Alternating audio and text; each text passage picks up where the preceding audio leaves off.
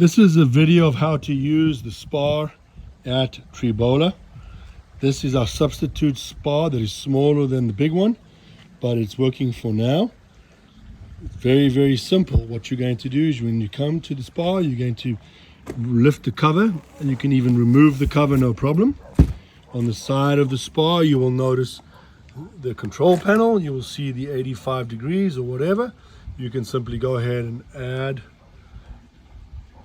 temperature as you need, and the little light will come on to start warming it for you, or you can take temperature down as you need. We obviously keep it set as low as possible while we have no guests, so we're not using a lot of energy.